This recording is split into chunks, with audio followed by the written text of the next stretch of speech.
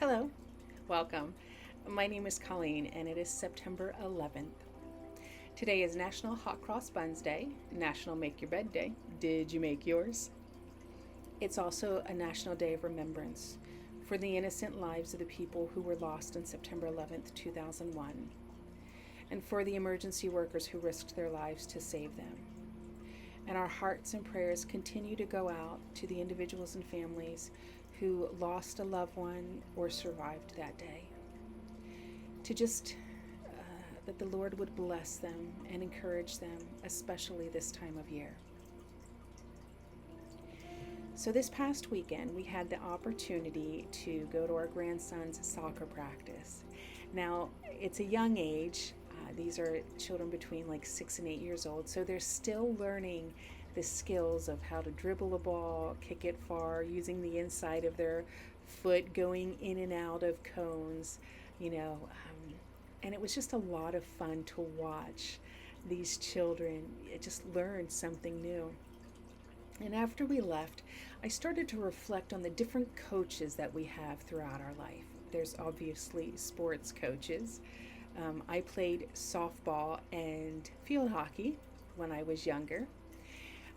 There's financial coaches that help people achieve financial freedom, whether they're paying off debt or saving up money for retirement. There's health coaches to help people make healthy lifestyle choices, through diet and exercise and, just taking some time of rest. There's acting coaches. I'm a student success coach and I work with college students here at a local college. But the drive of a coach is to provide their team or the individual that they're working with tools and resources to help them achieve their goal. They're going to encourage, but they're not going to just encourage. They're also going to hold them accountable, and there's times that they're going to correct them. Now, there are some coaches that do all of this through yelling. They're just loud people. And then there's also coaches who encourage, might use a soft tone, inspire, or even see the talents that people have, and they work to strengthen those talents and encourage them to grow them and use them. In the comment section below, share a coach that you may have had, and what did you respect out of that coach? What was something they left behind with you?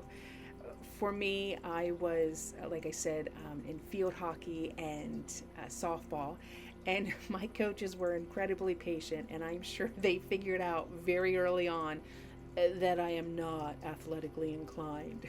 I enjoy watching it, but I'm not very good at playing it. So, but there's a coach that I wanted to share with you, and it comes from the book of Hebrews, chapter 12, verses 1 and the first part of verse 2, and it says this: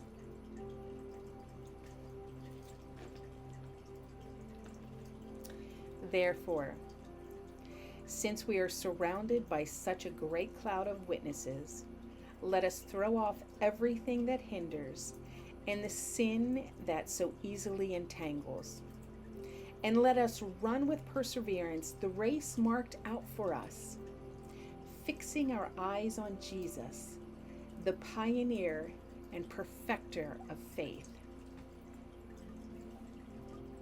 Jesus is our coach, and he's here to provide us with the tools and the resources and the talents and the knowledge to achieve the goals that God has before us. You see, God has a big plan for you.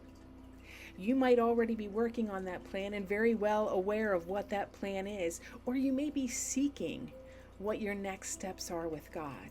But whatever it is, God has a plan for you.